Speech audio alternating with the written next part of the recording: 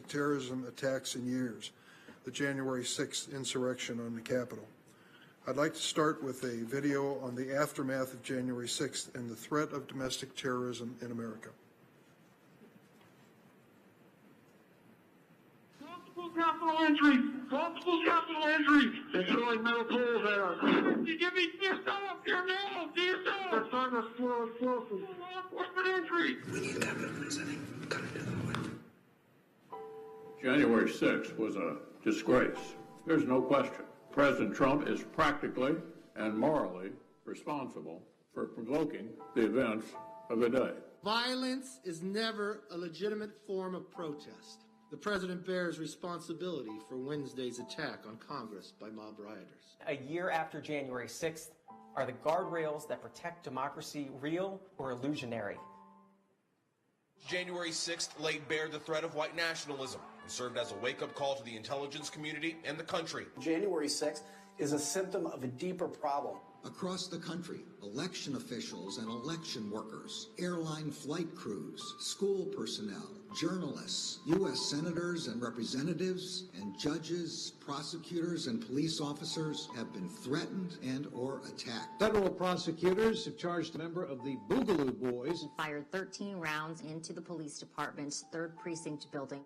According to an unclassified summary of the March intelligence assessment, the 2 most lethal elements of the domestic violence extremist threat are racially or ethnically motivated violent extremists and militia violent extremists. Proud Boys coordinating, instigating, and leading some of the most pivotal moments of the rush into the historic building. Oath keepers in battle gear, in a stacked military formation, methodically working through the crowd, up the Capitol steps. The Department of Homeland Security itself, in their annual threat assessment in October 2020, declared domestic violent extremism in general and white supremacist extremism in particular to be the most persistent and lethal threat facing the nation. Acts of violence like the El Paso shooting or the Oklahoma City bombing are meant to be political and ideological actions that bring other activists into the movement. I think it's time to take a hard look at where we're putting our resources. We can never again allow democracy to be put in peril.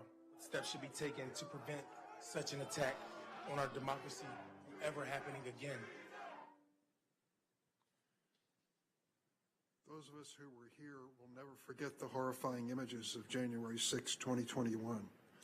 A noose and gallows erected on the Capitol lawn. Rioters attacking police officers with flagpoles bearing the American flag. A Confederate battle flag waving in the temple of our democracy. A sight unimaginable even during the darkest days of the Civil War. The insurrection should be a wake-up call, a reminder that America is still confronted with the age-old menace that's taken on a new life in the 21st century.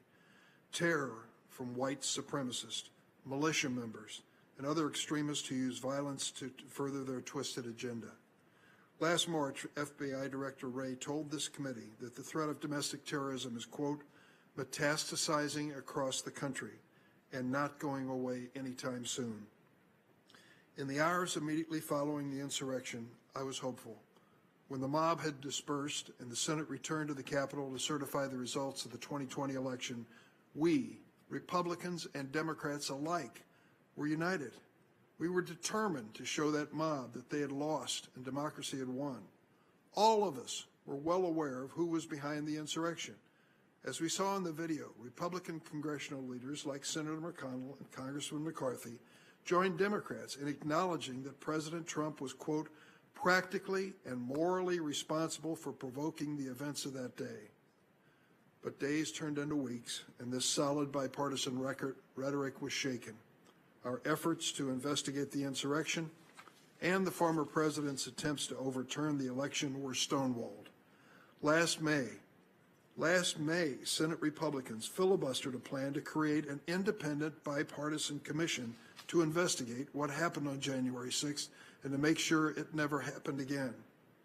And a number of elected Republicans who either refused to repudiate the big lie or have outright endorsed it is growing.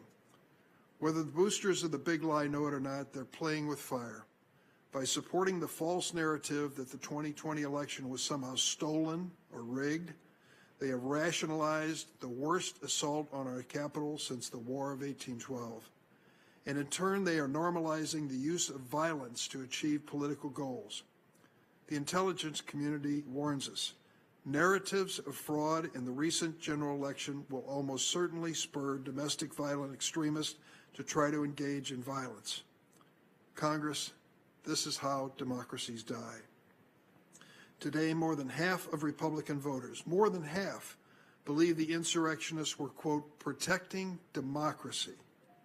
In a recent study from the University of Chicago, Professor Robert Pape found that nearly 1 in 10 Americans believe that, quote, the use of force is justified to restore Donald J. Trump to the presidency. 1 in 10. These radical viewpoints don't appear out of thin air. Donald Trump continues to spew these divisive, dangerous ideas from his exile in Mar-a-Lago, and his calls have been echoed by a vocal faction of Republican lawmakers who are actively encouraging their supporters to treat political opponents as hostile adversaries. Other Republican lawmakers have remained silent, refusing to condemn them. For example, last year, a Republican congressman tweeted out an animated video showing himself murdering one of his Democratic colleagues.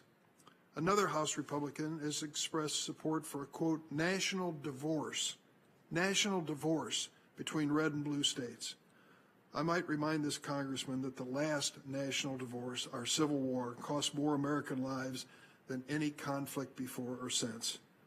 Some may wave this incendiary rhetoric off as political bluster or just a bad joke, but the reality is more troubling. These tacit and even explicit endorsements of violence are taking a tragic toll. Over the past 2 years, our nation's public servants have faced a wave of violence. One survey found that nearly 1 in 5 local elected officials has been threatened with violence because of their work in the 2020 election cycle.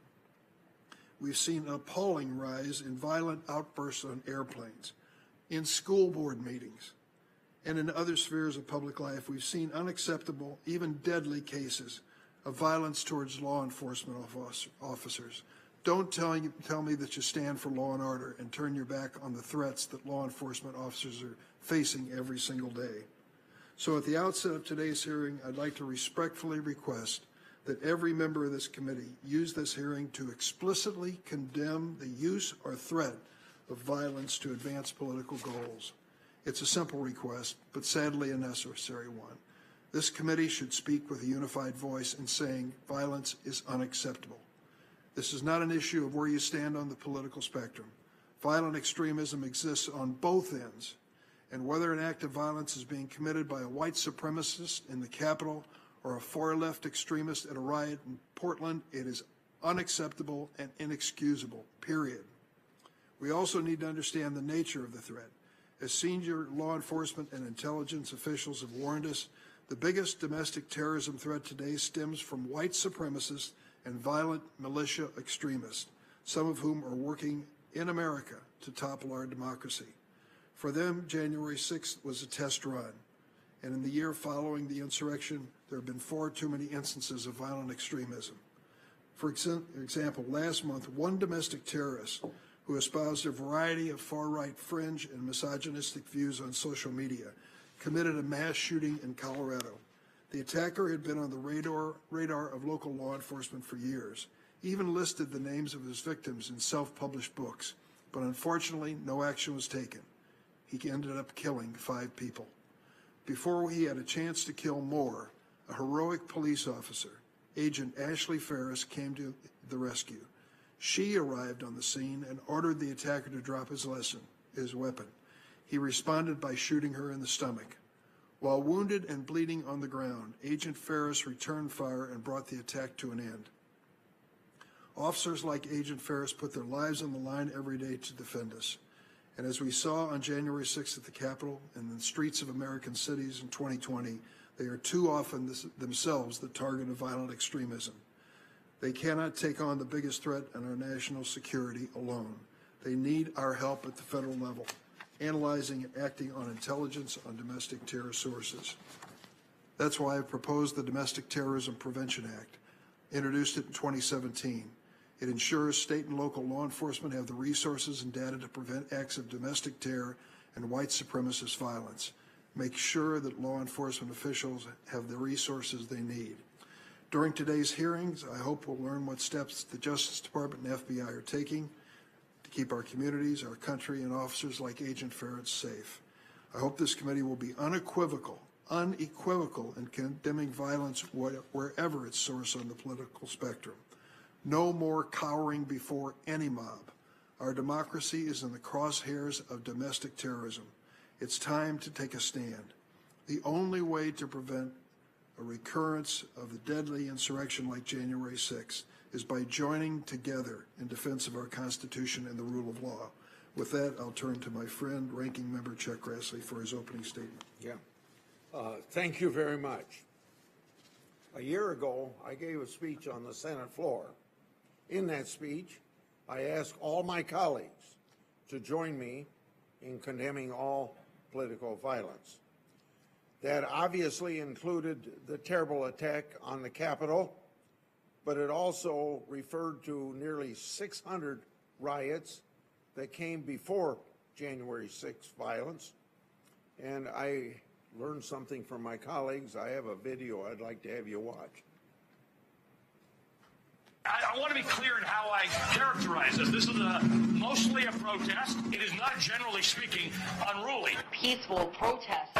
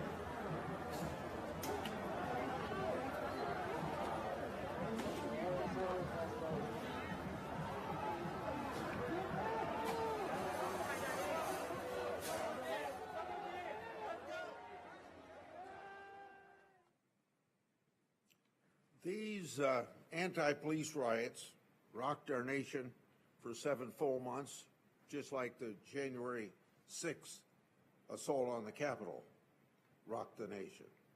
The riots caused terrible damage. You saw on the video $2 million worth. You saw on the video hundreds of people were charged federally. The FBI opened over 500 domestic terrorist investigations. Over 14,000 were arrested by the states in just the first few weeks. At least 25 died. 2,000 police officers were injured. This included well over 100 officers defending the federal courthouse in Portland. It included 60 Secret Service officers defending the White House. The Judicial Conference reported that 50 federal courthouses were damaged during this time. Throughout a time that was incredibly difficult for our police officers, we had some Democrats pile on. They called police things like stormtroopers. To this day, attacks continue on good rumors of the police, or the good names of police, who dealt with an impossible situation in the 100-night siege on Portland Courthouse. Is it any wonder then that when it came time to secure the Capitol on January 6th, some were too concerned about optics or about the image of National Guardsmen at the Capitol? Mayor Bowser of D.C. even said that when federal police forces like those that came to defend the Portland Courthouse, that they wouldn't be welcome here. From the time anti-police riots broke out over 18 months ago, the police have retreated from the streets, and the results have been very predictable. Beginning June 2020, our country has experienced an unprecedented 30% hike in murders. That spike has continued all the way to the present day. In 2021, more than a dozen cities set all-time homicide records. Street crime, from assaults to carjacking, to also what we call flash mob-style smash and grab robberies, have become a way of life in many cities. You saw it just last night in San Jose, California on television as an example. New York Mayor Eric Adams has announced he will revive a plainclothes anti-crime unit to combat the violence. San Francisco Mayor London Breed has declared a state of emergency over crime in her cities. Mayor Lightfoot has asked for federal resources to help fight crime in Chicago. Sadly, anti-police sentiment extends to the rise of murder of police. Dozens were killed in 2021. FBI analysis showed that many of them were targeted because they were just simply police officers, not because of any private contact with an attacker. The Fraternal Order of Police, that data shows that ambush attacks on officers have been more than doubled. The police aren't just heroes because of January 6th when they defended us here at the Capitol. These police officers, federal, state, local, are heroes all the time. If we don't treat them as heroes, I fear the violent crime and attacks on police officers will only get worse. It won't get any better. I started by saying that I gave a speech a year ago asking my colleagues to join me in condemning all political violence. I heard Senator Durbin say exactly that same thing in his opening remarks today. I'm sorry to say that the situation hasn't gotten worse. The situation has gotten worse since I gave my speech. It has not gotten better. Last summer, President Biden released a domestic terrorism strategy that made no mention whatsoever of the 2020 riots, though they comprise about a fifth to a quarter of the FBI's current domestic terrorism cases. There was almost no mention of left-wing terrorism at all. Thanks, Senator Durbin, for mentioning left-wing terrorism. Further, the president's strategy suggested that partisan policies of gun control and teaching critical race theory are part of the solution. Using violent attacks to try to advance unrelated policy goals is a shameful tactic. It undermines what our law enforcement officers are trying to do to stem the violence in this country. It undermines the universal nonpartisan indictment that we should all bring to bear against extremist violence, right or left. There can't be exceptions. That means that we have to deal with the 2020 riots and January 6th when we look over FBI domestic terrorism programs. We in Congress have an oversight role to perform. This committee is doing that today. And there is room for improvement, needed room for improvement. Director Wray, over 10 months ago, testified to us that there were weaknesses in the left-wing domestic terrorism program that had prevented the FBI from getting the visibility they needed into the 2020 riots. From that time to now, we have received next to no information in response to our inquiries about how the FBI intends to cure those deficiencies. The time has come to change that. Thank you, Mr. Chairman, and my colleagues. Thanks, Senator Grassley. Today we welcome Assistant Attorney General Mathew Olsen and FBI Executive Assistant Director Jill Sanborn to testify before the committee. They will each have 5 minutes for opening statements, then rounds of questions where senators will have 5 minutes as well. So I ask remotely, virtually, if Mr. Olsen and Ms. Sanborn would please stand to be sworn in. Please raise your right hand. Do you affirm the testimony you're about to give before the committee will be the truth, the whole truth, and nothing but the truth, so help you God? I do. I do. Let the record reflect that both witnesses have answered in the affirmative, and we will turn first to Mr. Olsen. Please proceed. Thank you, Chairman Durbin, Ranking Member Grassley, members of the committee. I appreciate this opportunity to testify today about the work of the Department of Justice. The threat posed by domestic terrorism is on the rise. The number of FBI investigations over the past 2 years since March 2020 has more than doubled. Communities across the country have been the victims of acts of domestic terror and hate in recent years.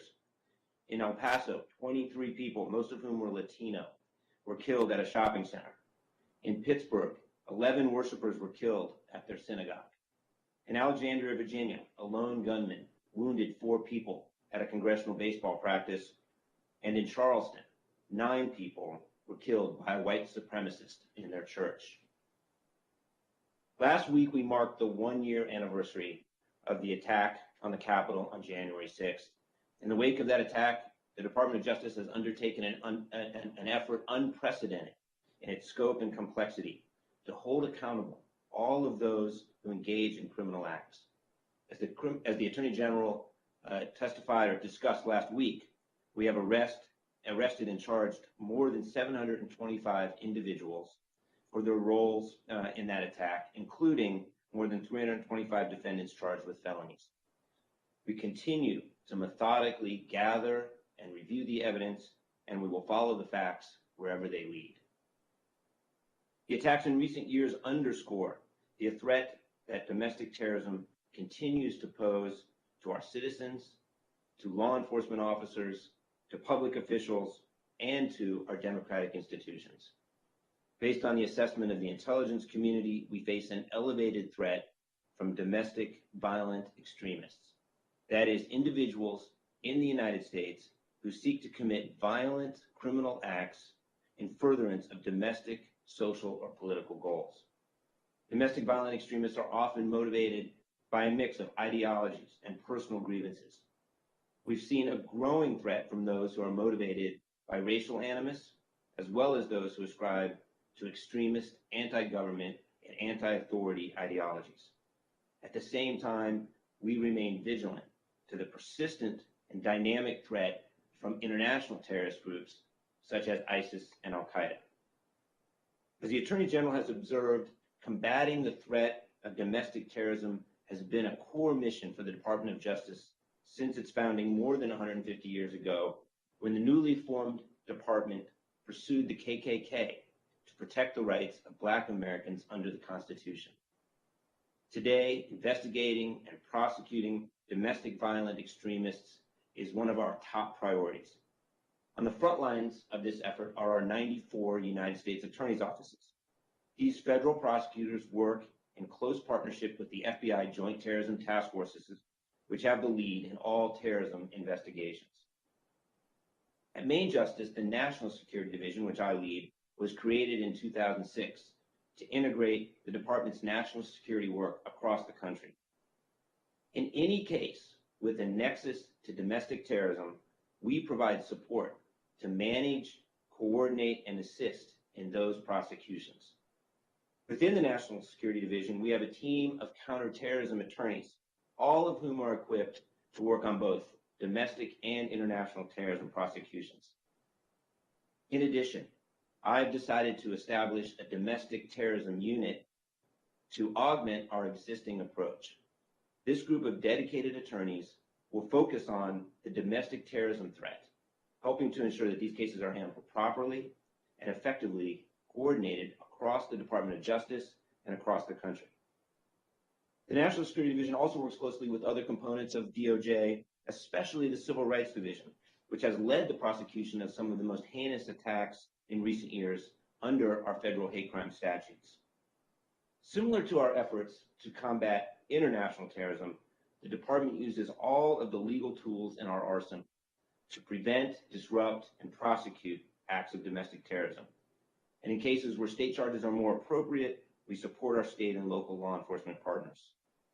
While there is no single federal crime that's labeled domestic terrorism, the criminal code does define domestic terrorism, and this definition provides us with expanded authorities, including enhanced sentencing for terrorism offenses. Finally, in all of our efforts to combat domestic terrorism, the Justice Department is bound by our commitment to protecting civil liberties and our duty to ensure equal and impartial justice. We prosecute individuals for engaging in violent behavior, not for their beliefs or associations. But we will not hesitate to prosecute those who commit acts of violence in violation of the federal law.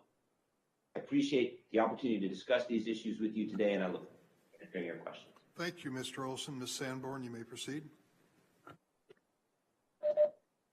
Good morning, Chairman Durbin, Ranking Member Grassley, and distinguished members of the committee. I am honored to be here with you today representing the men and women of the FBI. I always enjoy being back in front of the Senate, where I began my career in public service as a Senate page many years ago. I appreciate the opportunity to be with you to discuss the current domestic threat landscape and our efforts to advance our domestic terrorism program since January 6th of 2021. In that vein, I would be remiss to not discuss the January 6th attack this morning. I know many of you were present in the U.S. Capitol and experienced the events of that day firsthand. The FBI's investigation of the attack on the Capitol began immediately and continues to this day. It goes without saying that the threat posed by domestic violent extremists is persistent and evolving, but this does not mean we have forgotten about the threat from foreign terrorist organizations such as ISIS and Al-Qaeda. Today, the United States faces a complex threat landscape driven by a broad set of violent extremist ideologies. As you are aware, preventing all acts of terrorism is the FBI's #1 priority. And the greatest terrorism threat facing the United States today remains that posed by lone actors or small cells who typically radicalize online and look to use easily accessible weapons to attack soft targets. This includes both homegrown violent extremists inspired primarily by foreign terrorist organizations, as well as domestic violent extremism. In describing the domestic terrorism threat landscape, we intentionally use words violent extremism because the underlying political or social positions and the advocacy of such beliefs, no matter how vile, are not in and of themselves prohibited by U.S. law. It is important to remember the FBI cannot and will not open an investigation based solely on First Amendment protected activity.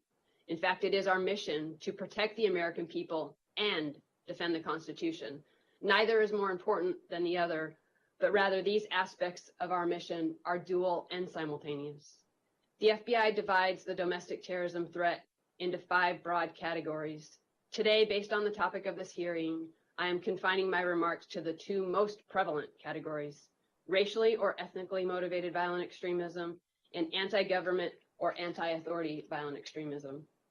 When evaluating the current domestic terrorism threat, we assess that racially or ethnically motivated violent extremists advocating for the superiority of the white race and anti-government or anti-authority violent extremists, specifically militia violent extremists, present the most lethal threat. Racially or ethnically motivated violent extremists are most likely to conduct mass casualty attacks against civilians, and militia violent extremists typically target law enforcement and government personnel and facilities. In 2021, domestic violent extremists conducted 4 attacks which resulted in the deaths of 13 individuals.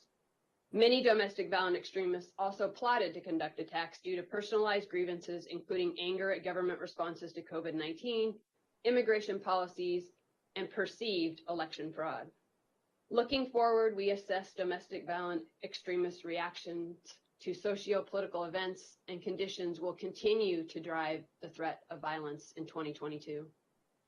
Additionally, as we head into 2022, we assess racially or ethnically motivated violent extremists and anti-government or anti-authority violent extremists will continue to pose the most serious threats. And as such, the FBI has prioritized anti-government or anti-authority violent extremism to be commensurate with the threat posed by homegrown violent extremism, ISIS, and racially or ethnically motivated violent extremism. This prioritization ensures all FBI field offices are postured to comprehensively respond to and combat the threat posed by these individuals in 2022. We want to assure the committee and the American people that the FBI focuses all of its efforts against the threat of terrorism, both international and domestic. We apply resources and rigor to address the ever-evolving threats, as evidenced by the hundreds of arrests made by the Joint Terrorism Task Forces in your states and around the country in 2021.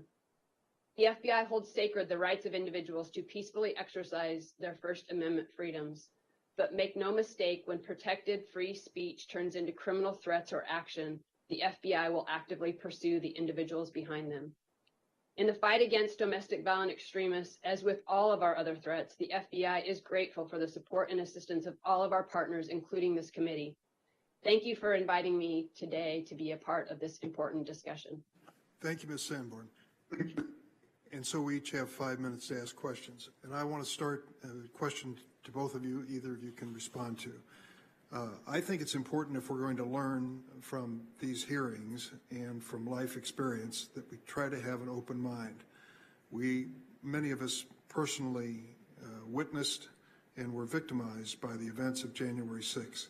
But we need to take an honest look at what happened that day and who was guilty of wrongdoing. The most comprehensive look I've seen that has been published was by Professor Pape at the University of Chicago, and it's been widely publicized and noted. He took a look at the actual people who were arrested for January 6th and asked why they were there and who they were. And he came up with some startling information as far as I'm concerned. First, and this is not a surprise, the attack was unmistakably, he says, an act of political violence, not just an exercise in trespassing or vandalism. The overwhelming reason for action on January 6th, going after those who were actually arrested and taking a look at their testimony, the overwhelming reason was they believed they were following President Trump's orders. Second, a large majority of suspects in the Capitol had no connection to existing far-right militias, white nationalist gangs. 1/10, only 1 out of 10 could be classified as supporters of these militia groups. 89% had no apparent affiliation. Third, the demographic profile of these suspected rioters is different from past right-wing extremism. Average age, 40. 2/3, 35 or older. 40% of those arrested are business owners or hold white-collar jobs. CEOs, shop owners, doctors, lawyers, IT specialists. Only 9% are unemployed. Fourth, most of them did not come from deep red strongholds. They came from areas that were carried by Joe Biden in the election. And finally, he concluded, what's clear is that the Capitol riot revealed a new force in American politics, not merely a mix of right-wing organizations, but a broader mass political movement that has violence at its core and draws strength even from places where Trump supporters are in the minority. So I want to ask each of you from the Department of Justice and FBI, as you are envisioning what needs to be done to keep America safe in the future, what do these conclusions tell you? Mr. Olsen? Thank you very much, Chairman Durbin. If I would start, if I may, with your comments at the very beginning of this hearing. What that tells me in hearing those statistics from the University of Chicago professor is that we must speak with one voice in condemning violence as what we saw on January 6th as unacceptable. You know, for our part at the Department of Justice and in partnership with the FBI and Ms. Sanborn and the agents within the FBI, our mission, our commitment is to investigate and prosecute all of these acts, any violence, any unlawful acts. So, Mr. Olsen, without regard to ideology. Mr. Olsen, thank you very much for that. But the point I'm getting to is this. I'm not an expert in this area. I've read, and many members of the committee have read enough to know how you investigate organizations and infiltrate them and try to break them down. It happened with the Ku Klux Klan. It's happened with others. But the point that is being made by the PAPE study is that if you just went to the organizations themselves, you will have missed the brunt of the attacks on the Capitol on January 6th. These people were not affiliated members of these organizations. By and large, almost 90% of them had no connection whatsoever, and yet they engaged in violence that day, sometimes with unprecedented opportunity they've never shown in their life before. I'm asking each of you, as you look forward to try to keep us safe, are you going beyond the traditional means of suspects and people involved in this activity?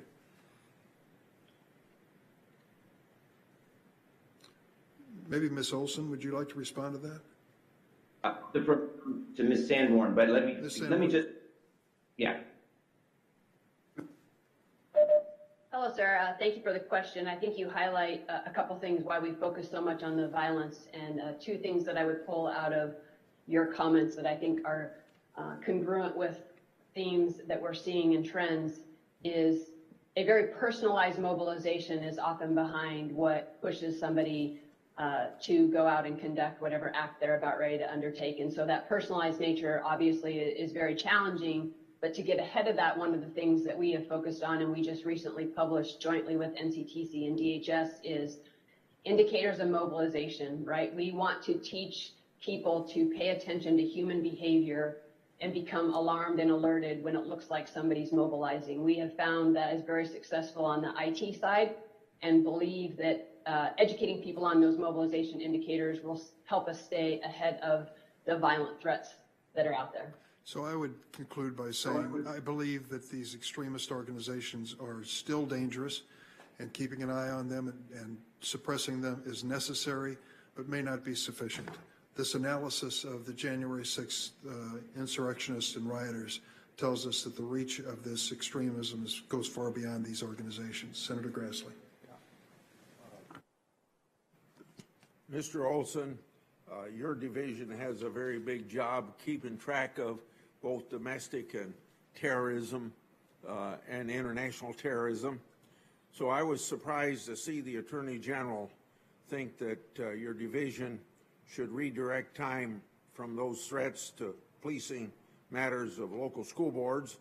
I was even more surprised to learn that the FBI's counterterrorism division is tagging school board cases involving the federal national security programs on local school board matters has a chilling effect on freedom of speech and freedom petition your government. In this case, the nation's parents going to the school board. The entire Republican side of this committee has asked Garland to withdraw his memo federalizing school board cases. To date, we haven't received that happening. So, Mr. Olsen, Garland said that your division is going to be working on school board cases. In a press release, we read that accompanied his memo. What is the division doing with regard to local school boards? And for Ms. Sanborn, is it true that the Counterterrorism Division is tracking school board cases? If it is, will you stop that practice that has a chilling effect on school board meetings? First of all, Mr. Olsen. Thank you very much, Ranking Member Grassley. I can assure you that nothing is deterring or interfering or otherwise making it more difficult for us to focus on our core responsibilities in the National Security Division of investigating and prosecuting international and domestic terrorism. This remains the top priority for our division. It remains a top priority for the Department of Justice, and we remain committed to that priority. As the Attorney General's memo indicated, there has been an increase in violence and threats of violence against individuals who serve in positions of public trust, school board members, teachers, other public officials, and this is a serious concern. It's a concern that I share. The National Security Division, for its part, is playing an advisory role in supporting the work of the department, making sure that when there may be a case that would rise to the level of one where we have some role to play, that we're there to support the rest of the department. But it's certainly not a particular focus for the National Security Division, nor do I have any anticipation that it would be. It is, I think, an important role, however, for the Justice Department as a whole, largely run by the Criminal Division, the Civil Rights Division, and other components of the Justice Department. Ms. Sanborn, your response? Yes, sir. I would echo that this is not a particular focus for the Counterterrorism Division, and nothing has changed in our authorities, our policies, or how we go about investing our cases. I would just add to the tagging question that you asked is, first of all, something would have to rise to be either an allegation of violating federal law or have already violated federal law for the FBI to even be involved in investigating that. And the tagging is simply an administrative process to be able to better analyze trends, et cetera. But again, the key here is this has not changed our authorities, and a violation of federal law would have to be at the heart here for us to be involved. Ms. Sanborn, you were the assistant director of the division during the 2020 riots. I understand that this was an extremely difficult time for the FBI. I've heard I heard it may have been the only time in history where the command posts of every FBI field office were activated at the same time. Every day there were reports of multiple riots, more cases to be opened, domestic terrorism agents dispatched to places like Portland to help rein in the violence. My question, in June of this past year, our committee was briefed that the FBI had opened more than 500 domestic terrorism investigations as a result of the 2020 riots. Of those where the ideology could be identified, 75% were anarchist extremists. Anarchist extremism is the FBI term for Antifa. The FBI told us then that they were still trying to hold other subjects accountable for acts during the summer riots.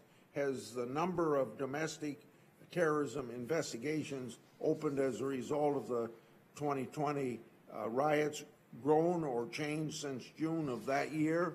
And my second question, my second question is, I think it's fair to say that the FBI was surprised by a lot of the riots that happened in 2020 and the Capitol riot as well on January 6th. How is the FBI improving its visibility into improvements that it has previously not tracked well, like the anarchist extremists? I'll wait for your answer. Thank you, sir. I appreciate the opportunity to quickly talk about the investigations as it relates to 2020 and the violence that we all saw around the peaceful protest. And it's hard to understand the aggregate of that, so I appreciate the opportunity. We have opened about slightly more than 800 cases. So yes, more than when you were last briefed on that. And our arrests in those cases are just a little bit north of 250. So still making progress on those cases. To the second part of your question, I would say some of the things that we're asking ourselves to do better, not only as a result of 2020, But as a result of January 6th is how do we collect better and more information, right? Pushing collection, more human sources, et cetera. I think you heard me say previously, you've never met an analyst that didn't want more intel. And so we are definitely trying to do better in collecting and gathering information from sources. Sharing information quickly and as broadly as possible is another area that we're continuing to try to improve. Thank you, Ms. Sanborn. And Senator Grassley. Senator Hirono. Thank you, Mr. Chairman. I think it's really important for us to be clear about what happened on January 6th, which was an armed militia who attacked the Capitol in an attempt to overturn the fair and free presidential election. But many on the right continue to downplay what happened on that day. The former president claims it was just, quote, a day of protesting, end quote, and is now actually bragging about the crowd size on that day. One congressional Republican compared it to a, quote, normal tourist visit, end quote. Another went on Fox News to apologize for calling January 6th what it was, a violent terrorist attack. Federal criminal law defines domestic terrorism as, quote, violent criminal acts committed by individuals and or groups to further ideological goals stemming from domestic influences, such as those of a political, religious, social, racial, or environmental nature, end quote. Based on that definition, when a mob of armed rioters use force in an attempt to overthrow the United States government, that is domestic terrorism. I'd like to ask both of you, is what happened on January 6th domestic terrorism? Mr. Olsen? Ms. Sanborn? The Department of Justice and the FBI have been clear that the attacks, the events that occurred on January 6th are being investigated as an act of domestic terrorism. And you quoted from the federal code definition of domestic terrorism, which, if I may, involves acts dangerous to human life that are a violation of criminal law and in part that are intended to influence the policy of a government by intimidation or coercion. So I think it's entirely appropriate that January 6th events are generally being investigated as acts of domestic terrorism. Having said that, it's important to add that in any particular case, it will depend on the actual facts and circumstances of that case, which of course are now ongoing in the investigation and prosecution stages. I would consider that in that definition, the term acts is very critical because we're not talking about peaceful protesting.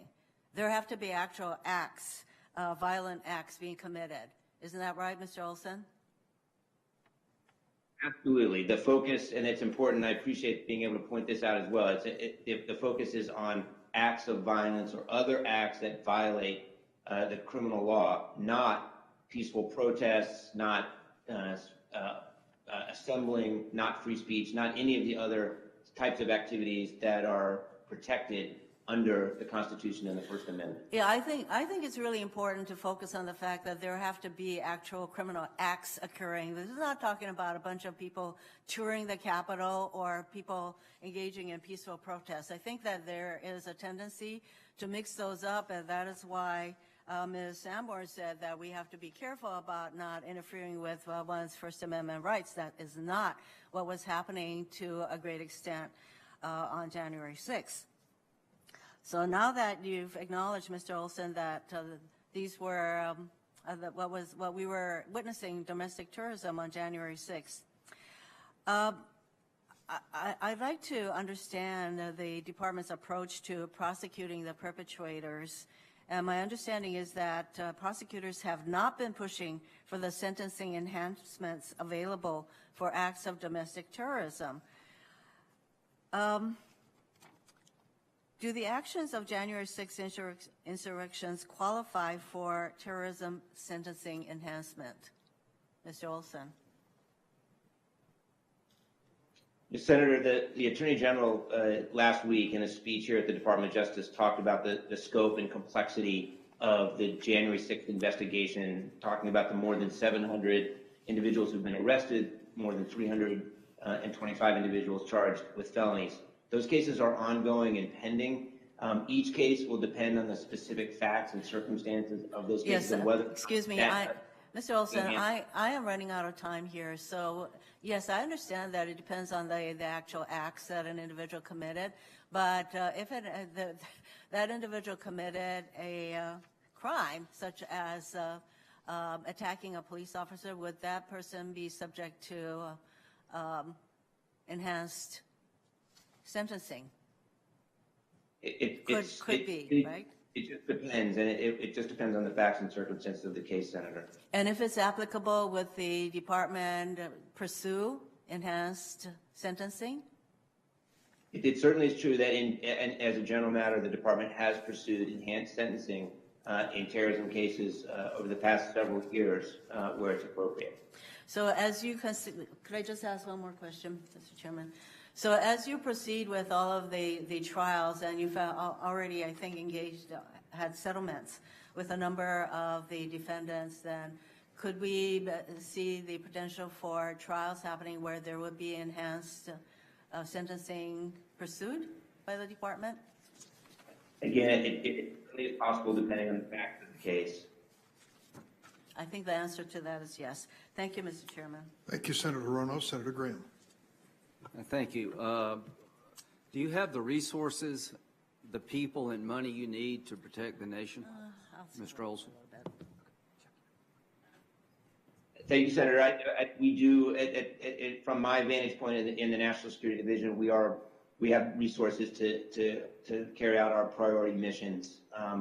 Obviously, January 6th is a singular event that is stretching the resources of our office and the U.S. Attorney's Office in D.C., which is handling that case. There are a number of people have been detailed around the country to support that process. Do you need more money, any changes in the law to do your job?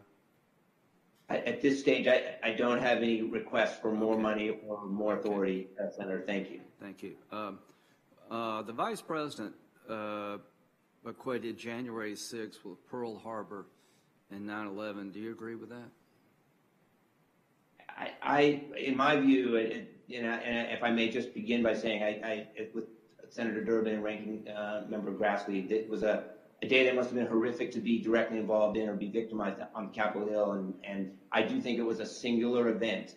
I'm reluctant to compare it to any prior events in our history because, from my vantage point, it was unique and singular. Yeah.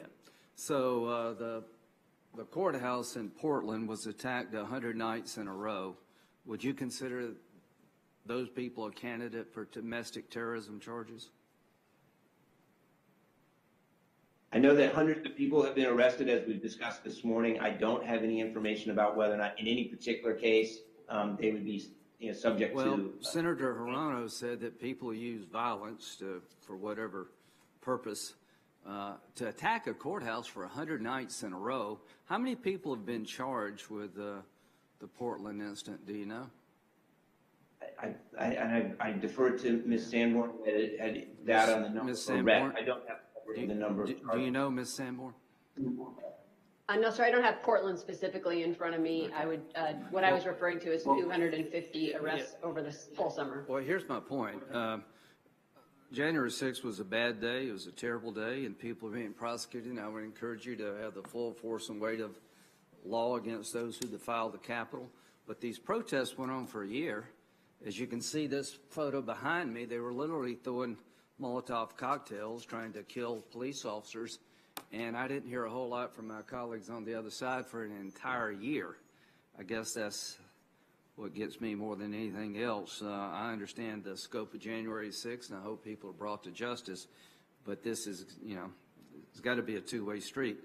Let's talk about the world in which we live in now that we have a very brief time to do so. The fall of Afghanistan, the takeover of Afghanistan by the Taliban, has that created additional national security threats to our homeland, Mr. Olsen? I think from my vantage point, international terrorism remains a priority, and I, if I may broaden my answer a bit, just to say that we continue to be very concerned about. Well, here's my question. In Afghanistan, ISIS Here's my question. The country is now in the hands of the Taliban. Are al-Qaeda elements present in Afghanistan? We do see, I would say that we continue to see, we do continue to have concerns about both ISIS and Al-Qaeda. What capability do we have available to us to detect terrorism activity on the ground in Afghanistan after the collapse? Senator, I think it might be not appropriate for me to go into particular. Well, is it fair to say we've lost a lot of capability? I would be reluctant to characterize the level of our capability. What I would say is that it remains a priority. You can't tell this committee that a lot of the assets we had available to us have been lost because of the Taliban takeover. You can't say that. Again, I'm reluctant to characterize the level of our intelligence capabilities in Afghanistan. Have you been to the U.S. border, southern border? Not, well, 2-3 years ago, I did go to the southern border. Yes. I would urge you to go back. A lot has changed in the last 2 or 3 years. How many people have come across the border, our southern border, from special interest countries in the last year? I don't have particular information. Possibly Ms. Sanborn does, but I don't have that. Sanborn, how many people have come across our southern border in the last year from special interest countries? Sir, I don't have that data. Have you been to the border? Not in a very long time, sir. Well, I appreciate both of your service, but it's been 3,000 to 4,000. We've had dozens of people on the terrorist watch list coming across the southern border. Here's some advice. If you need more resources, you'll get it from me. But if I were you, I'd go to the border and check out what's going on, because it's just a matter of time, in my humble opinion, that the broken southern border is going to be an entryway to international terrorists who are going to come here and kill a lot of Americans if we don't change policy. And I would urge you quickly to go to the border, get a handle on what's happening at the border, understand the relationship between the takeover of the Taliban in Afghanistan and the opportunity for more terrorist attacks coming our way through the border. So I would urge you to do that, and I'm surprised you haven't. Thank you very much. Thank you, Senator Graham. Senator Coons. Thank you, Chairman Durbin, and thank you to our witnesses today. We are here to have a hearing about January 6th and about the threat of domestic violent extremism. In my view, today we are gathered because just last week we commemorated the anniversary of one of the darkest days in modern American history. On January 6th, I noted, and I want to repeat today, just how grateful I am for law enforcement officers, the Capitol Police, the Metropolitan Police, members of the National Guard from the region and the country, and others who protected all who work and serve in the Capitol. The D.C. U.S. Attorney's Office reports that the angry mob that broke into and assaulted the Capitol assaulted more than 140 law enforcement officers during that day, during that terrible day, during that insurrection. There were 5 officers who lost their lives as a result of that day, and they and their families remain in my prayers to this day, a year later. Those officers didn't come to work that day as Republicans or Democrats, as people from this state or that state, but simply as Americans responsible for working to keep all of us and our democracy safe. And they did their jobs so that later that night the entire Senate could reconvene in the chamber in due hours and certify the results of the 2020 election. So I think we owe it to those officers and their families and our American public to ensure that every extremist who committed an act of politically motivated violence that day is prosecuted. We owe it to them that we ensure that we all learn and correct the failings, the flaws, the challenges in terms of intelligence or law enforcement, resources or planning that led to the events of January 6th. And we owe it to them to take seriously the ongoing threat that we face from domestic violent extremists. Domestic violent extremism also fuels threats to our national security from abroad. I serve on the Foreign Relations Committee. In the last year, I went to more than a dozen countries around the world. Democracy is under threat from nations all around the world, and these are nations that have long looked to us, or whose human rights advocates or democracy advocates or journalists have long looked to us as a model.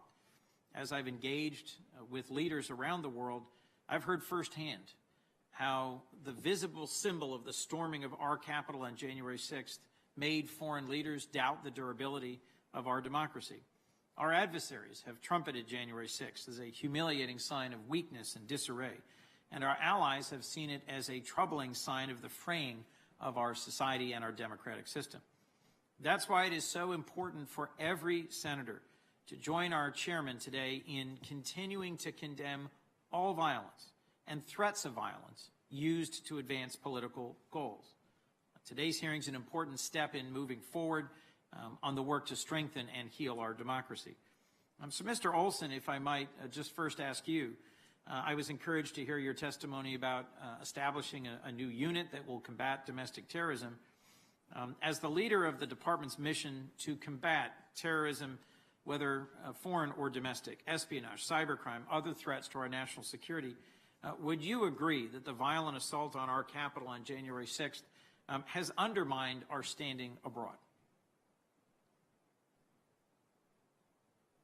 I would certainly say, Senator, that what happened on January 6th has posed challenges in terms of our status as a democracy. If you look across the country, I've had that conversation with foreign leaders in the national security space. That said, I think how we've responded to it and how we address domestic terrorism, again, pursuing acts of violence without regard to ideology stands as an example to the rest of the world. So you'd agree that a failure to adequately respond to that assault with fair, thorough, appropriate criminal investigation and prosecution, if we fail to respond, that would further undermine our standing as a model of democracy and thereby continue to weaken our standing in the world. I think the world is watching how we respond to this threat, and it can potentially affect our standing in the world. I would agree. If I might, Mrs. Sanborn, one last question. I think, look, it's gravely concerning to me that there are some colleagues of mine here in the Capitol, in the House, as well as in the Senate, that suggest that the mob that attacked the building on January 6th didn't include domestic violent extremists. But I think the facts are fairly clear. The U.S. Attorney's Office for D.C. published a snapshot of the investigation. There were more than 75 individuals charged with using a deadly or dangerous weapon or causing serious bodily harm to a police officer. And the 140 officers assaulted included 80 Capitol Police, 60 Metropolitan Police Department members. Mrs. Sanborn, attacking police at the Capitol in order to prevent the certification of an election for an explicit political end pretty squarely fits within the definition of domestic violent extremism, doesn't it? Yes, sir. Yes, sir. Thank you. And I see I'm out of time. Let me just say I'm hopeful that all of us in this body can put aside rhetoric and speak with one voice and unequivocally condemn politically motivated violence and threats of violence going forward. Thank you, Mr. Chairman. Thanks, Senator Coons. Senator Lee. Mr. Olsen, I'd like to clarify, has anyone been charged with the crime of insurrection following January 6th?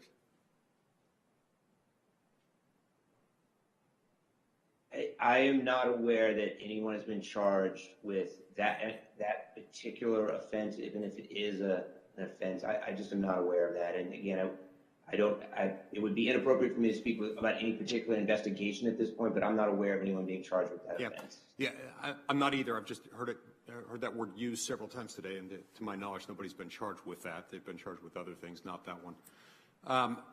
On June 7th of 2021, I signed on to a letter with a bunch of my colleagues. The letter was led by Senator Johnson. And the purpose of the letter was to ask a number of questions regarding the prosecution of individuals alleged to have committed crimes in connection with the 2020 riots, and those alleged to have committed crimes on January 6th. Despite the best efforts of my staff to work with the Department of Justice to narrow the scope and prioritize certain questions, we didn't receive any answer until October 22nd, over 4.5 months after we sent the letter. Now, ordinarily you'd think that when you've got more than 4.5 months to respond, that you'd submit a response that was at least good or thorough, but to my great astonishment and dismay, the letter failed to answer a single question that we asked, not one. I mean, it was a statement of platitudes and cited publicly available resources about general policies. There was not one answer to a single one of our questions. It's a little bit troubling when you've got members of the United States Senate charged with an oversight responsibility over the Department of Justice to have a 4.5-month delay followed by a complete refusal to engage. So I'd like to ask some questions based on that letter, and happy that I get the chance to do so here under oath, where I don't have to wait 4.5 months only to be given a non-responsive answer. So first, I'd like to know, did federal law enforcement utilize geolocation data from cell phones to track protesters associated with the unrest in the spring and summer of 2020?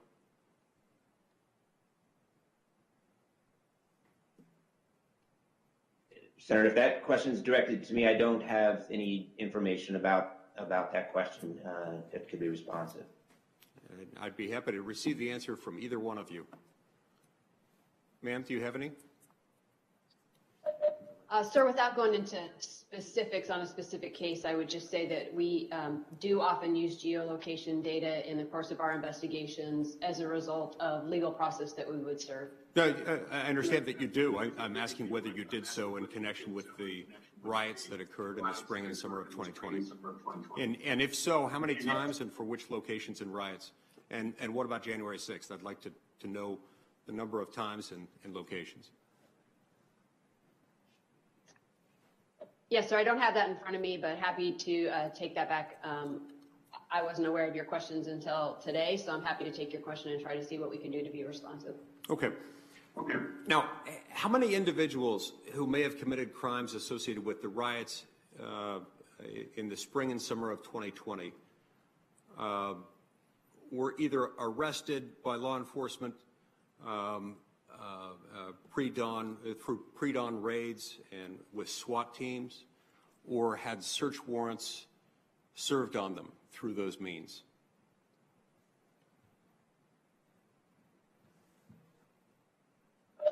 Sir, I don't have the particular numbers of arrests and or the specific nature of the op plan that might have been around that in front of me. Okay. I'd also like to know how many who are alleged to have committed crimes or alleged to have been witnesses to what happened on January 6th were people who had been arrested or had warrants served on them using pre-dawn raids and SWAT teams. Can you tell me at least an approximate number, or whether it's a comparable number to those who had those executed or arrested in connection with the spring and summer riots of 2020?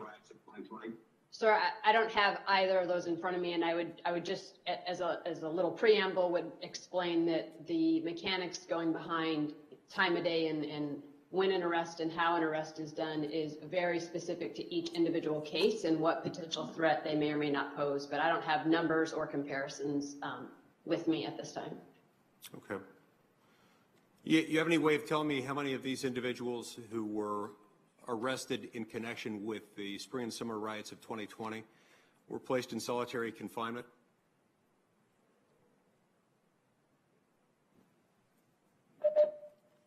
I don't have that, and I'm not exactly sure that the FBI would house that data, but I definitely don't have that, and I'm not sure we would have that. We could probably figure out how to direct you to the right organization for that.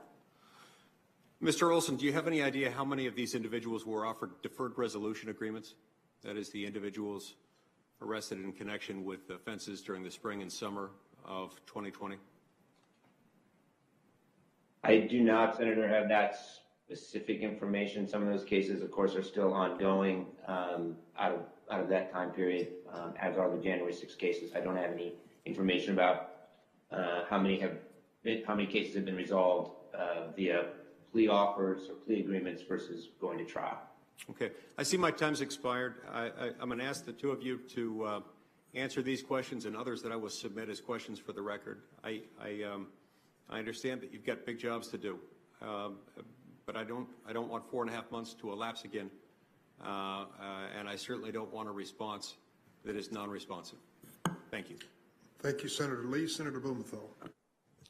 Thank you, Mr. Chairman, and thank you for having this hearing, which gives us the opportunity to make a fundamental statement, which I join my colleagues in emphasizing that violence of any kind is unacceptable. Any kind of physical coercion or violence should be condemned, no matter who does it, no matter what the purpose is politically, and I hope that we share that view. Let me ask you about the role of social media platforms in the promotion and organization of the Stop to Steal groups. Indisputably, Facebook, Twitter, and other social media platforms played a significant role in the organization and promotion of those groups that disrupted the state vote counts and organized the assault on the Capitol. These platforms fueled the rise of groups such as the Boogaloo Boys and the Adamwaffen Division, which are responsible for several hate-related murders.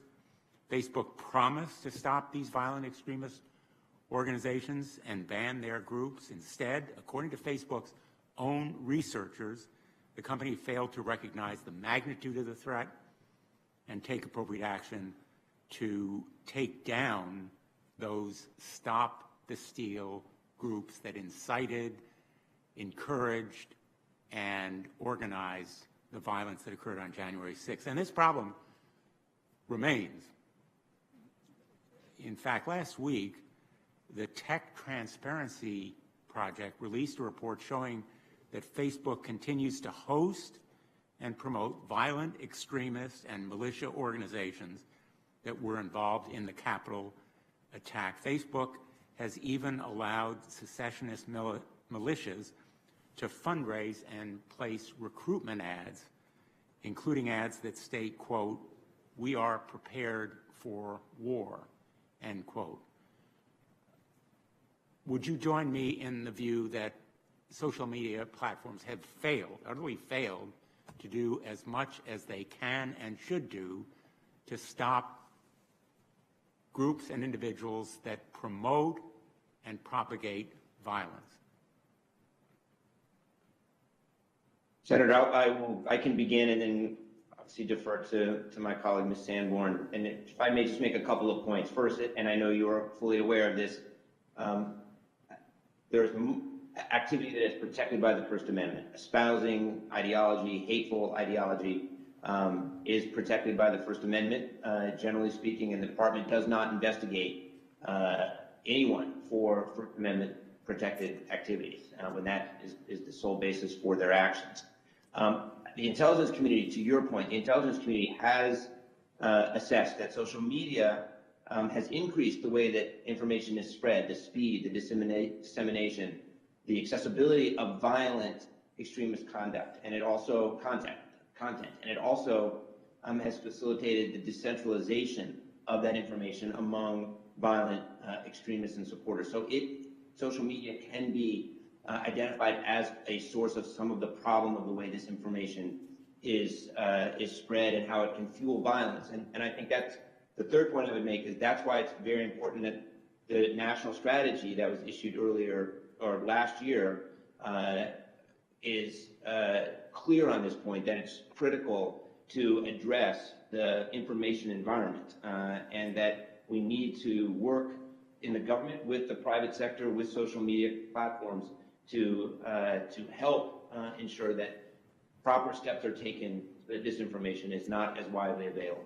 Let me ask you, because I've heard some law enforcement officials say that when these groups are deplatformed, sometimes they're harder to track. You have other means of tracking them. You don't need them to be on social media for you to track them, correct? Again, I would defer to Ms. Sanborn largely on this question, but I would say as a general proposition that is correct. There are multiple ways to collect information on individuals who are involved in violent extremist activities. Do you have under investigation cases involving threat and violence against members of school boards, election workers, in other words, some of the targets, not here in the Capitol, but at the local and state level. You have under investigations those kinds of threats of violence?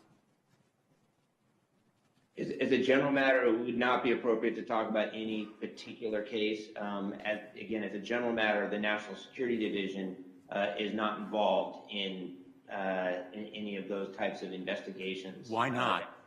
It might include threats of violence against school board members.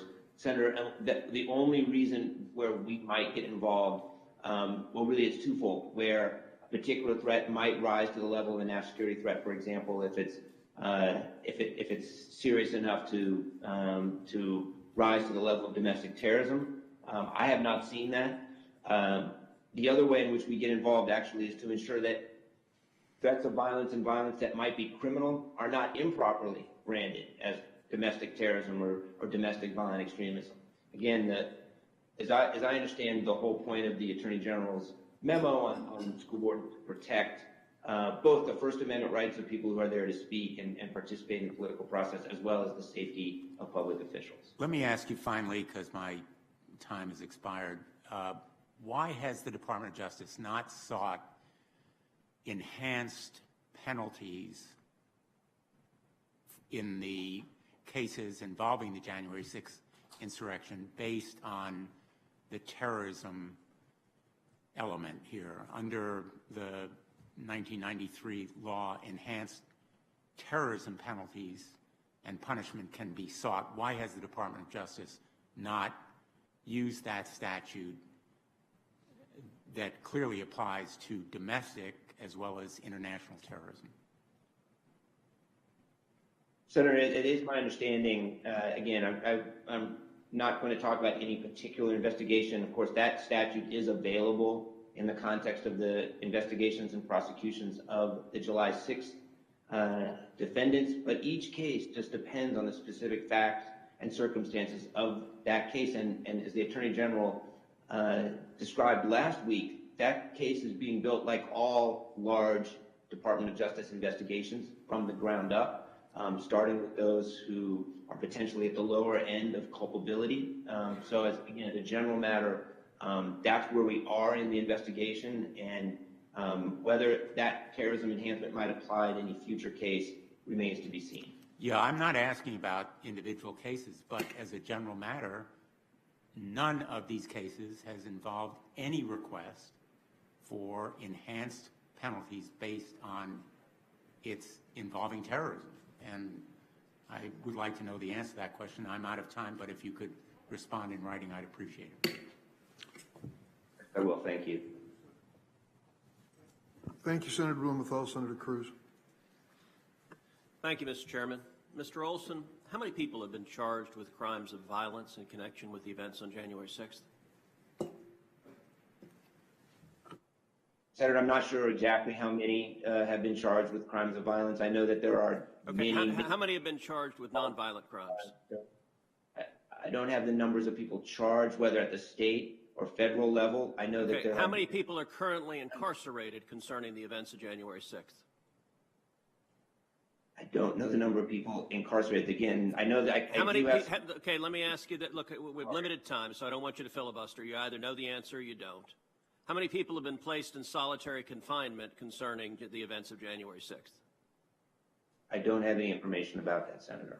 You know, Mr. Olsen, I will say it was sad. Senator Lee just asked you about this. Back in June of 2021, Senator Lee and I and two other senators sent a letter to the Department of Justice asking these questions, asking about the differential prosecutions. Let me ask you, during 2020, Black Lives Matter and Antifa riots all across the country, there were over 700 police officers injured by Black Lives Matter and Antifa riots. How many people have been charged with crimes of violence concerning those riots all across the country? I don't have information on how many. I would say, hundreds of people have been charged, as Ms. Sanborn. You would say, but you don't know. You know, when we asked you why the Biden Department of Justice has such wildly disparate standards going after January 6th, targeting some people who committed crimes of violence, and anyone who commits crimes of violence should be prosecuted, but also targeting a lot of nonviolent individuals. We asked you, why is it that you won't target the rioters and terrorists who firebomb cities across this country?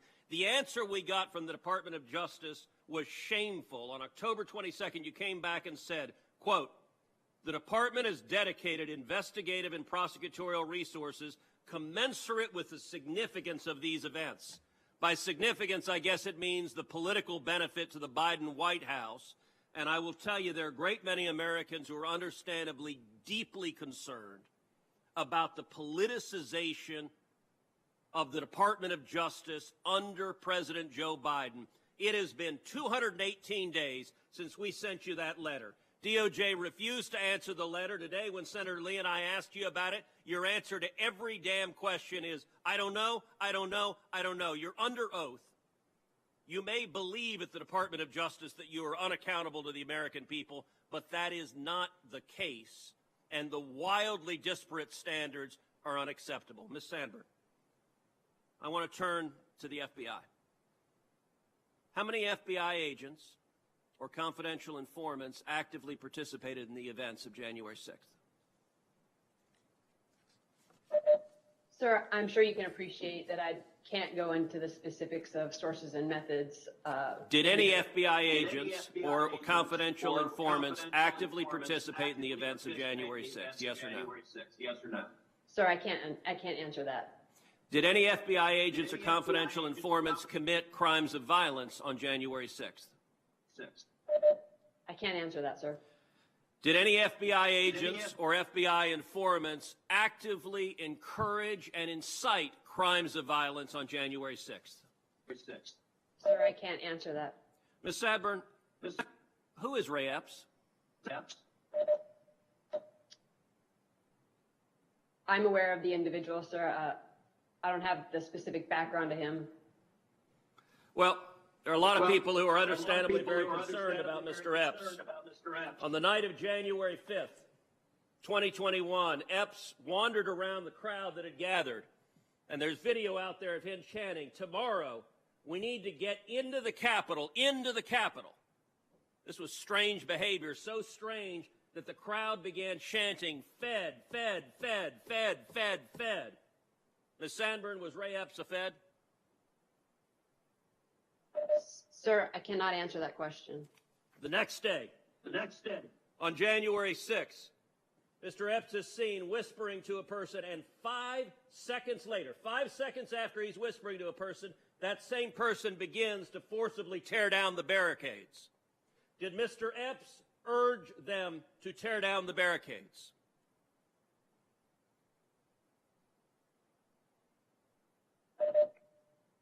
Sir, similar to the other answers, I cannot answer that. Shortly thereafter, the FBI put out a public post seeking information on individuals connected with violent crimes on January 6th. Among those individuals, in the bottom there, is Mr. Epps. The FBI publicly asked for information, identifying, offering cash rewards leading to information leading to the arrest. This was posted, and then, sometime later, magically, Mr. Epps disappeared from the public posting.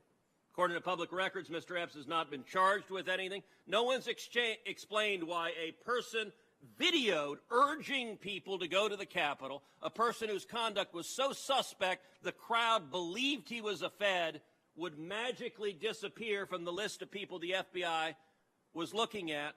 Ms. Sanborn, a lot of Americans are concerned that the federal government deliberately encouraged illegal and violent conduct on January 6th. My question to you, and this is not an ordinary law enforcement question, this is a question of public accountability. Did federal agents or those in service of federal agent actively encourage violent and criminal conduct on January 6th?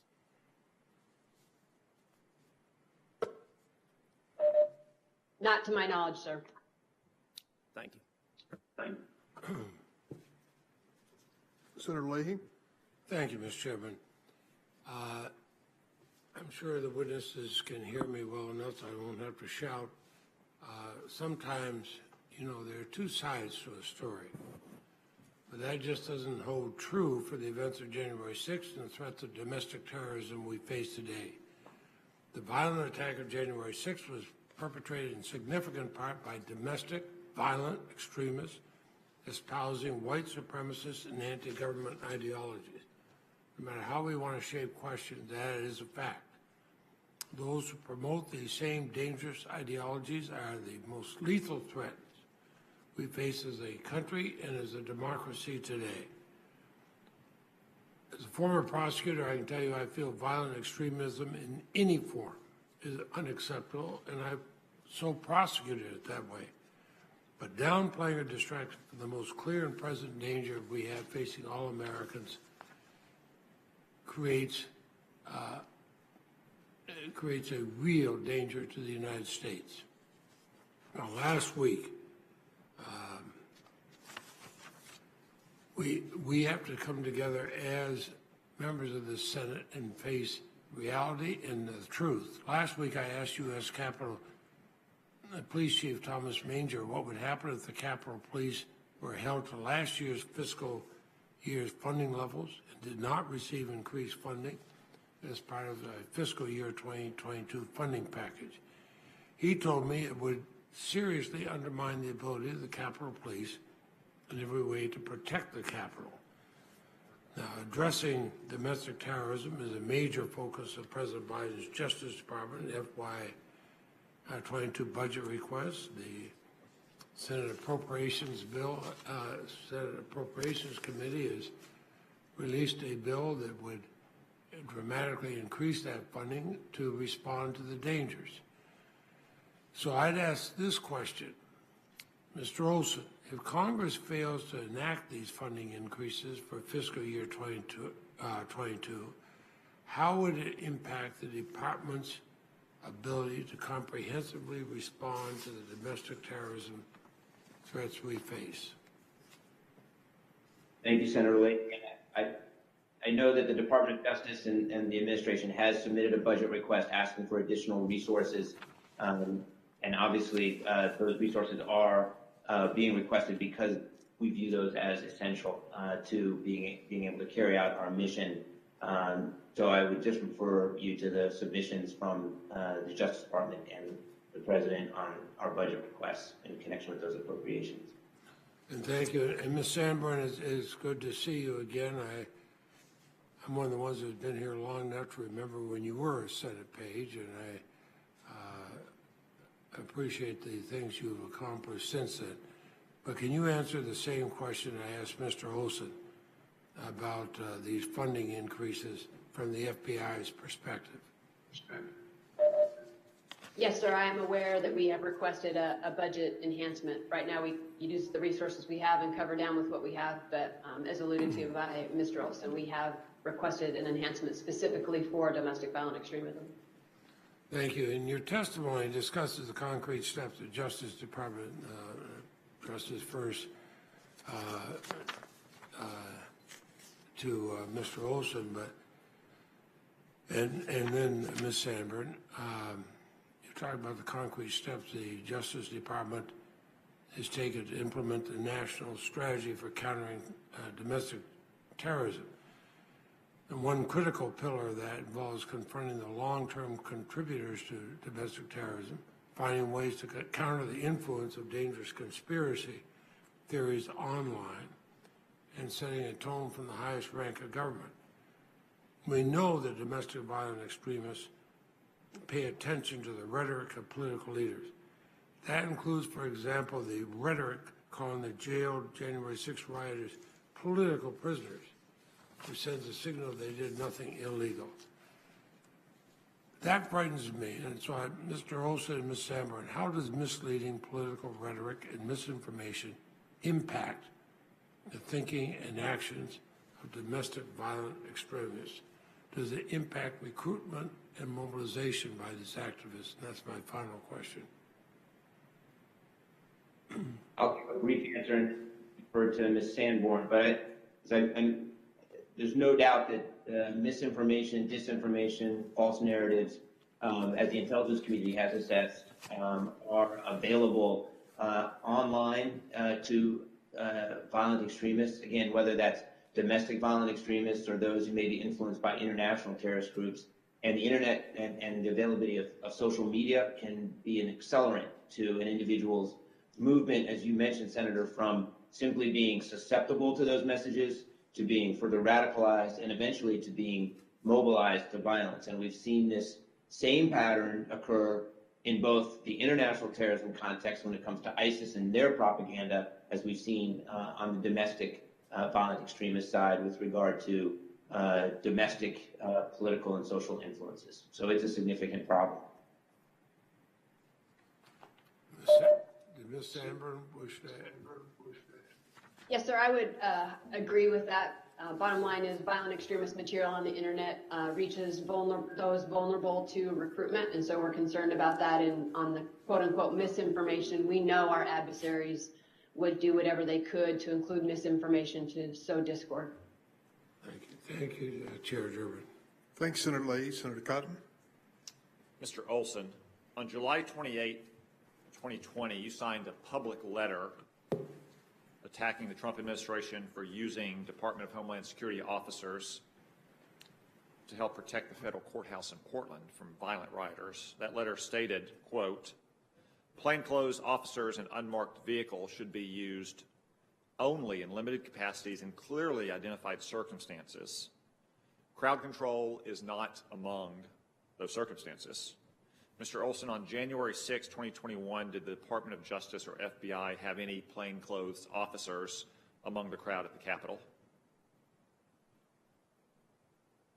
Senator, I'm not aware of whether or not there were plainclothes officers in among the crowd at the Capitol on January 6th. Did any plainclothes officers enter the Capitol on January 6th? I don't know the answer to that, Senator. Mr. Olsen, I got to say your answers to many questions today are disappointing because they boil down to essentially, I don't know. Did you prepare for this hearing? Did you know this hearing was happening before this morning?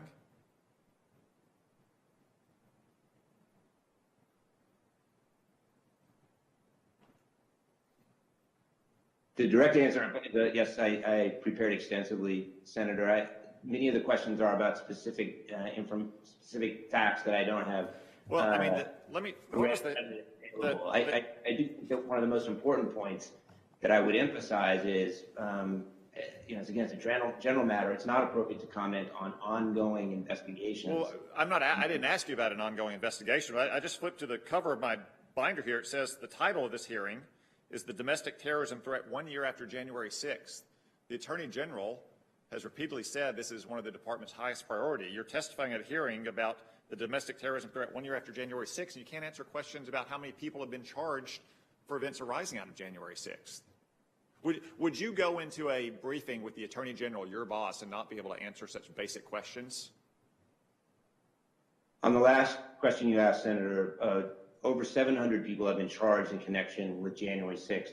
About 325 have been charged with serious felonies in connection with attacks on 10 minutes ago, Senator Cruz asked you this series of questions, and you didn't have the answer. You didn't have the answer for how many people have been charged with violent offenses or nonviolent offenses and so on and so forth.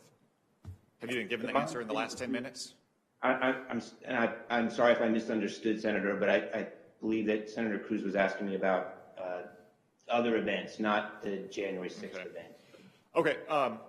Let's turn to another issue that came up earlier today, Ray Epps. During the January 6th riots last year, Mr. Epps was caught on video several times. He seemed to encourage people to enter the Capitol to break down police barriers. Video from the rallies, or from the rally down the National Mall early that day shows him doing the same thing. Video even from the night before shows him encouraging people to enter the Capitol.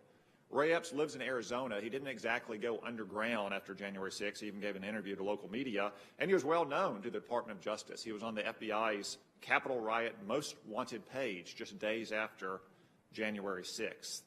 In fact, he was one of the first 16 suspects added to that Most Wanted page on your website. It does not appear that he's been arrested or charged in any offense. In July, without explanation, he was removed from the FBI's most wanted page. Mr. Olsen, who is Ray Epps, and why was he removed from the FBI's most wanted list? Senator, I don't have any information about that individual. I would defer to Ms. Sanborn for any additional. Okay, so this is, it gets back to what I meant earlier, like asking if you prepared for this hearing. You're the Assistant Attorney General for National Security. You run the National Security Division. The department has said that these January 6 prosecutions are one of their highest priorities. This is a man who was on the most wanted page for 6 months. Do you really expect us to believe that you've never heard of the name Ray Epps or you don't know anything about him? I simply don't have any information at all, Senator, about that individual. What other suspects on the most wanted page do you know nothing about?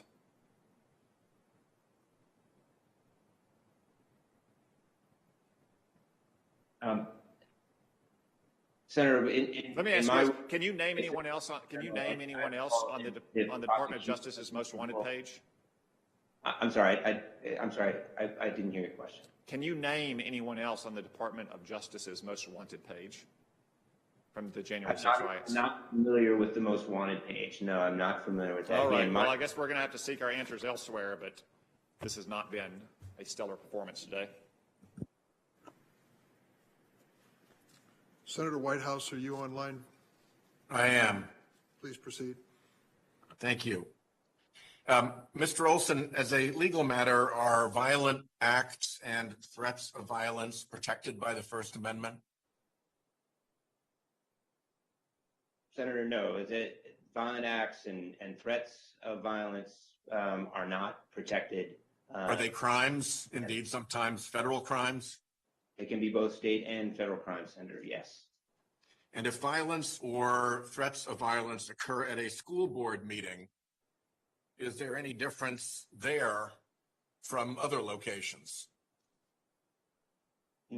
Not from the perspective of whether or not those acts would be considered crimes under either state or federal law. It's the conduct itself, not the location of the conduct, that determines the offense, correct? That's correct. As a general matter, that's right. Ms. Sanborn, how long has the FBI coordinated with local communities regarding terrorism threats? Sir, I don't have the specifics for you, but the JTTF, for example, was stood up in 1980. So talking with communities and our partners for years. Yes, sir. And that includes domestic terrorism threats? Absolutely. As I said, JTTF was created out of a domestic terrorism threat issue that we were dealing with. And all 94 U.S. attorneys' offices were tasked with setting up a local group to gather situational awareness regarding terrorist threats, correct? Years ago.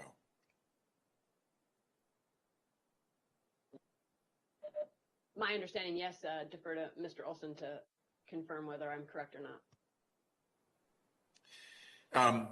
Tell me what predication is required to open an investigation of a domestic organization as a domestic terrorist group. Sir, we do not open cases on organizations. We open cases on individuals. Obviously, we would build out if they were conspiring or coordinating with others as we went about the course of our investigation, but we do not open cases on domestic groups. So if you wanted to send a confidential informant or an undercover FBI agent into a domestic terrorist organization, you would not be able to proceed unless you had specific evidence giving you predication as to specific individuals in that organization.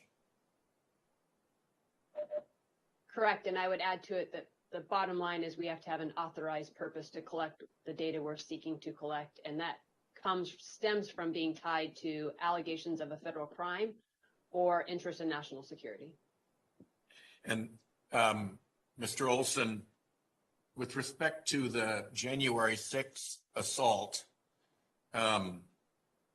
will the Department of Justice follow the evidence upstream to funders, organizers, and instigators not present at the Capitol assault if justified?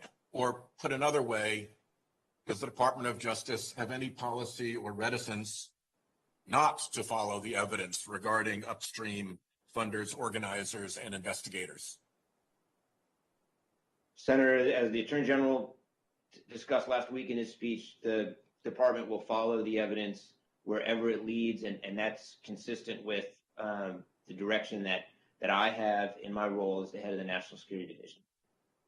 And it's not uncommon in looking at a organized or multi-defendant event for the department to begin with prosecutions, as Attorney General Garland suggested, of low-level people, whether it's street dealers in a narcotics organization or rioters and trespassers in the January 6th assaults, correct? Correct. In fact, I began my career as a federal prosecutor here in Washington, D.C., and that is the standard approach that's taken in all manner of large conspiracy cases. And it's customary to do that first in order to obtain further evidence against upstream organizers or kingpins, correct? Correct. And that work can be painstaking and requires a degree of patience and hard work to follow the evidence wherever it goes. The department is following that standard with respect to the January 6th investigation. That's correct.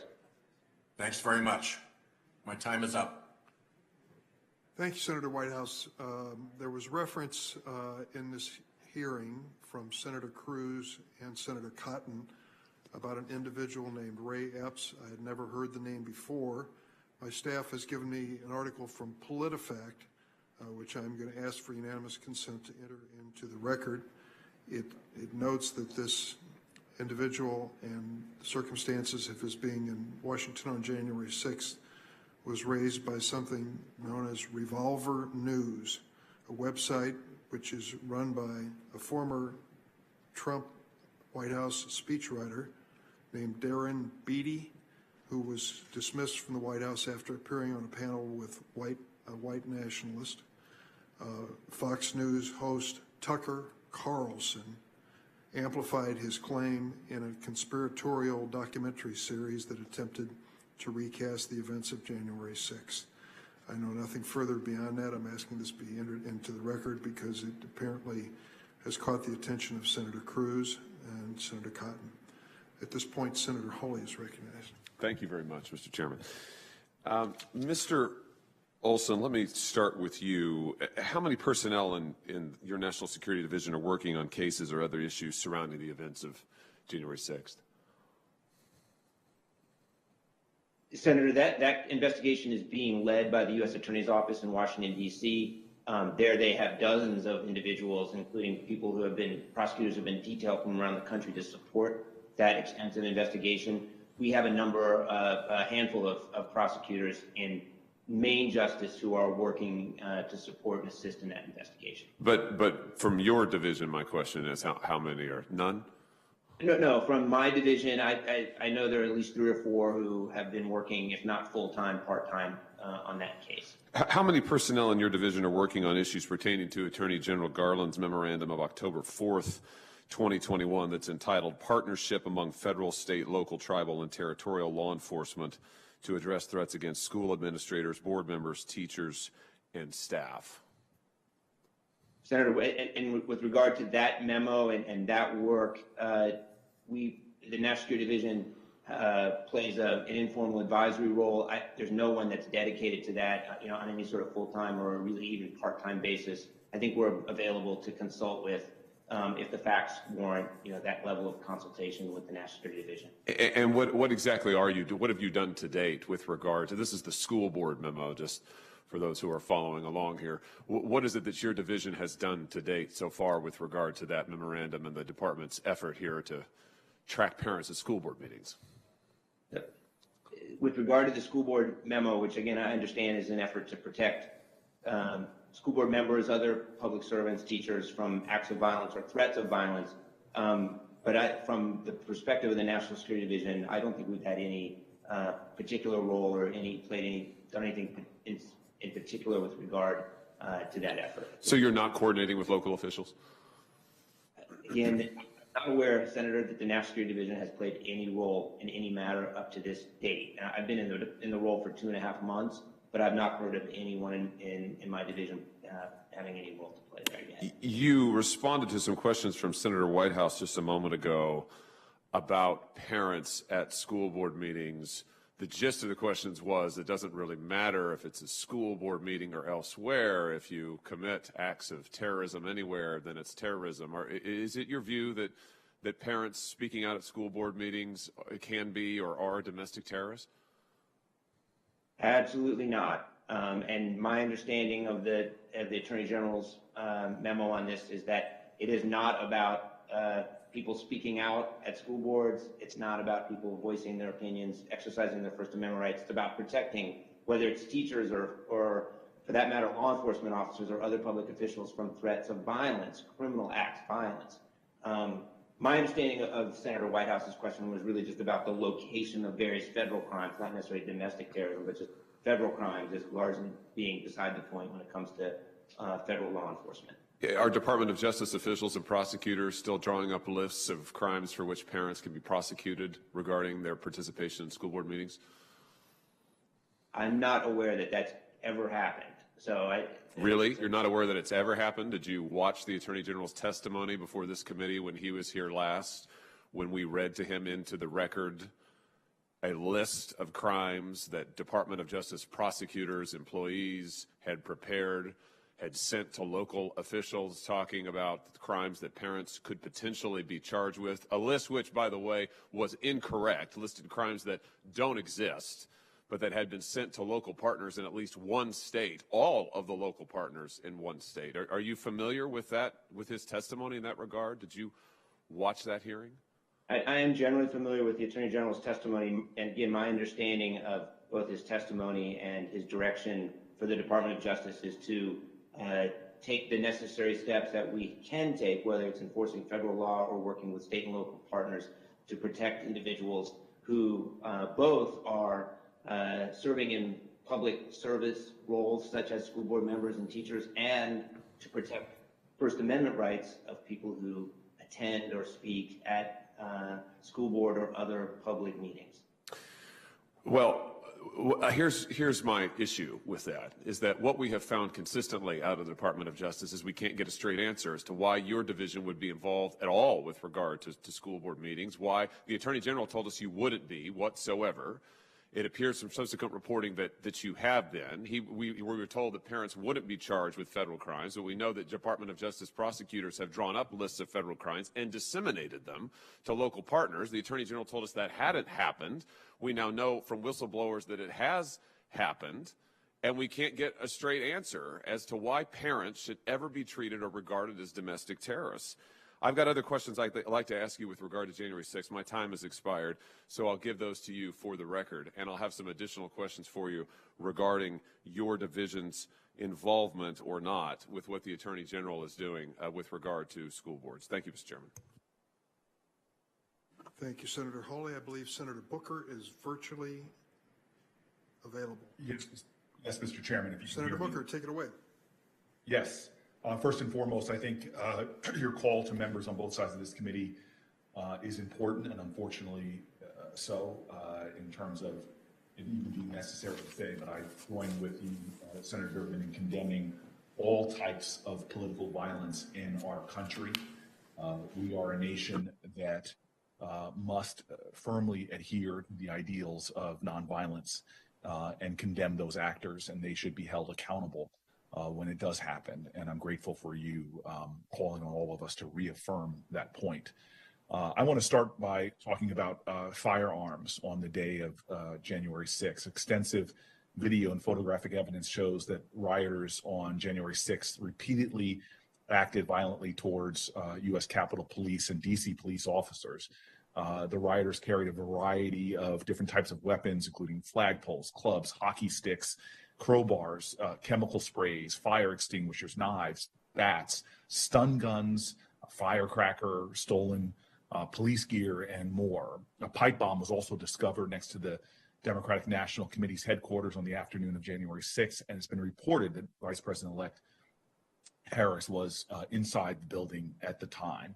The Justice Department's charges so far indicate that dozens of the individuals who assaulted our democracy on January 6th were carrying weapons of some kind. The rioters that day injured 140 officers, some of whom are still dealing with the impact of those injuries and potentially lifetime permanent damage to their bodies. One of the officers on that day, a New Jerseyan, Brian Sicknick, died from the injuries he suffered. And Ms. Sanborn, I understand you previously testified last year that the FBI did not recover any firearms. However, you stated that you were not aware whether the U.S. Capitol Police or the D.C. Police confiscated any guns. Based on the provisional review of the Justice Department's filings, it appears that at least 5 individuals so far have been charged with firearm offenses. These include people who carried a gun onto the Capitol grounds and others who brought a gun with them to Washington. I'd like to offer you the opportunity, Ms. Sanborn, to update your prior testimony. Are you aware of approximately how many firearms were confiscated in connection to January 6th in total, or how many people we know now have had actual firearms? And can you describe the nature of the firearm charges that the Justice Department has filed so far?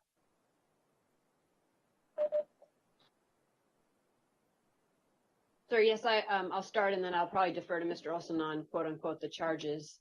And I appreciate the opportunity. As I sit here today, and I think that's important because as we investigate, facts change. I am aware of 5 individuals that had a charge related to a firearm, one of which was arrested by our state and local partners, not within the restricted area, however, on the day of January 6th. There was one other individual who was arrested by our state and local partners in the restricted area on the day of. As a result of our investigation, we uncovered after the fact that 3 others possibly had been in the restricted area with a firearm. So we had evidence suggesting that they came in the restricted area and had on their possession a weapon. So I am aware of all 5 of those and hope that helps clarify. And again, as we continue to follow the facts, some of that could change. Thank you. I don't know if Mr. Olsen wants to add anything to that. Only, again, Senator, I'm aware, obviously, of the information you cited about how those involved in the attack on the Capitol did bring other weapons, in addition to the ones you're talking about in terms of firearms, other weapons, bats, poles, pepper spray, and the like. And then just a general point, Senator, that one of the lessons we've learned from international terrorism is to take an all authorities approach. So when you look at the kinds of charges that may be brought, they may include firearms charge in a domestic terrorism or domestic violence extremist case. We look at all of the available federal charges that would be supported by the evidence. And Mr. Olsen, very quickly, in your written testimony, you said we face these obvious domestic violent extremists who espouse a range of ideologies. Some are motivated by racial animus or ethnic animus, religiously so. I'm concerned about a dangerous subset of sheriffs who call themselves constitutional sheriffs. These are law enforcement officials who claim to be the ultimate arbiters of what the law is in their given country, a given county, excuse me. And in their view, that power supersedes that of other elected officials. This is deeply alarming, and it has white supremacist roots and clear anti-government underpinnings. In fact, the founder of the Constitutional Sheriffs and Peace Officers Association, who for a while was a board member of the far-right extremist group known as the Oath Keepers, called the federal government the greatest threat we face today. And so just really quickly, my time is expiring. What kind of threat do these individuals who call themselves constitutional sheriffs, many of whom are elected officials, really pose to our system of government? And when looking at the threats from domestic violence extremists, does the Department of Justice see movements like the constitutional sheriffs as playing a key role in the radicalization of those who sympathize with anti-governmental views. And Senator, I am familiar with that group from public reporting. I would say as a general matter, what we do know is that there has been, particularly over the last year, a significant rise in the threat from anti-government, anti-authority, violent extremists. Again, focused on actions and violence, not on speech, not on ideology, but we have seen a rise in that type of domestic violent extremism over the past a year. So it is an area that we are focused on along with our partners at the FBI. And the rise is a relative term. What kind of increase are we seeing?